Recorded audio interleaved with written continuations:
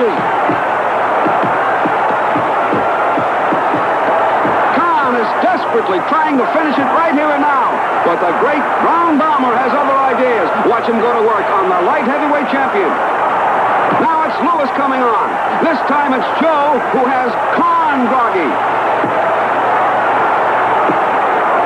Lewis lands a punishing left-right combination. Conn is trying to last out the round. Watch the final 6 dynamite punches to the head, which finally put Billy down.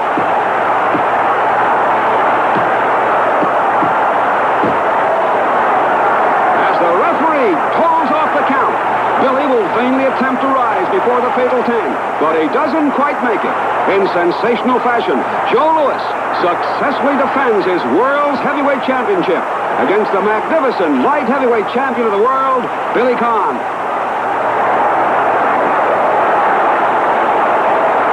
For 10 more electrifying years, the Brown Bombers' explosive fists will devastate challengers as quickly as they can climb to the top of the heavyweight ladder.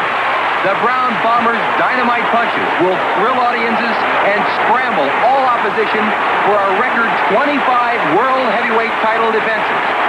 Joe Louis becomes a legend in his own time, adored by fight fans throughout the world, respected and feared by all heavyweight challengers, and eventually, after his retirement, revered in boxing's Hall of Fame as the greatest heavyweight champion of all time. There's a strange twist to this boxing writers' poll. They voted Ali as the runner-up of the heavyweight division, and yet they pick him over Joe Louis as the second best fighter of all time.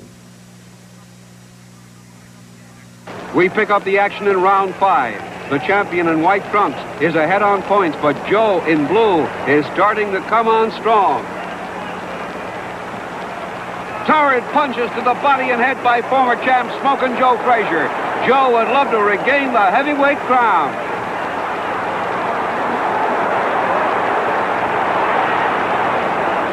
Here in the 14th round, it's still very close.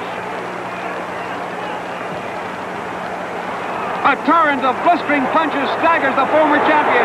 Joe Frazier in trouble here in the 14th round.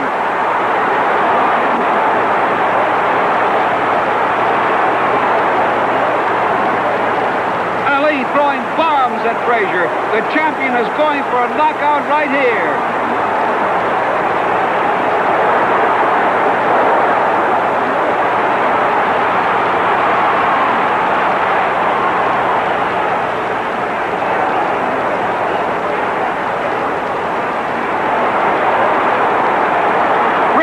Staggered again. It's unbelievable that Joe Frazier is still standing.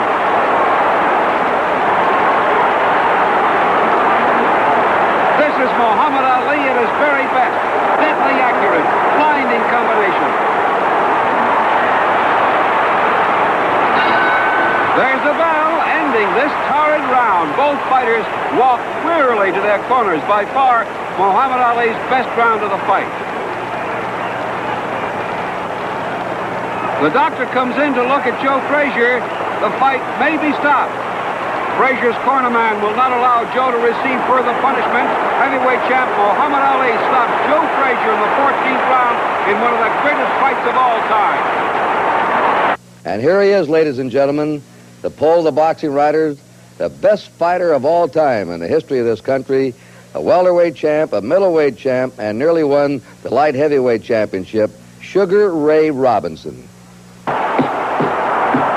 Robinson in white trunks and LaMotta have fought 5 times before, and LaMotta won only one of those fights. LaMotta is determined to hold on to his title, and here in round 11 tries to end it. Backing Robinson against the ropes, he opens up. Now LaMotta really pours it on. Robinson getting hit from all angles, but the gallant welterweight champion can take it as well as give it. He takes everything LaMotta can throw, and then, showing why he's one of the greatest fighters of all time, comes back punching furiously. These are 2 great champions at their fighting best.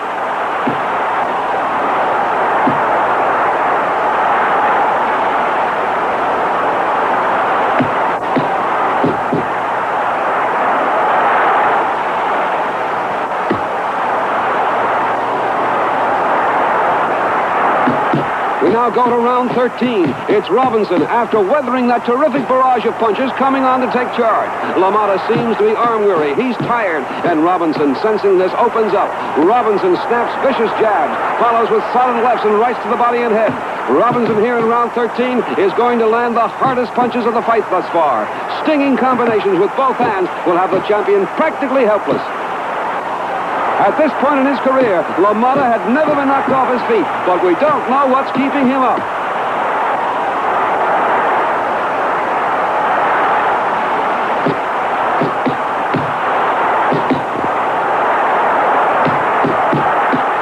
The referee wisely stops the contest when LaMotta is unable to defend himself.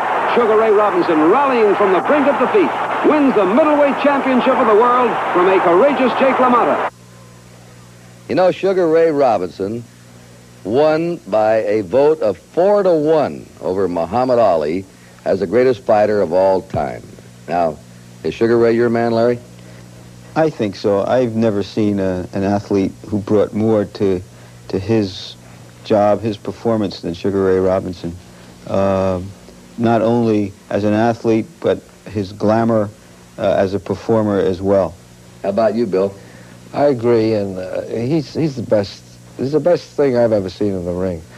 And I was talking about combinations before. Now there's a man that could throw combinations better than anybody. He could box, he could punch, he could take a punch. He did everything. He also had a style, Larry, that I think you talked about to me earlier about Sugar Ray. A style as a champion, in the ring, out of the ring, that made him a champion. Yeah, he felt like a performer.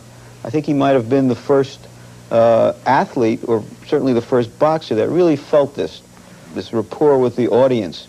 It wasn't just fight fans, it was an audience out there. The way he bowed to the audience, the way he carried himself away from the boxing arena with the entourages and the cars and so on and so forth. And I want to add that he was a great businessman, too, you know, for himself. The only people he really gave headaches to were promoters and signing a contract. He had trouble with contracts, didn't he? We want to thank Larry Merchant and Bill Gallo for working with us on this show.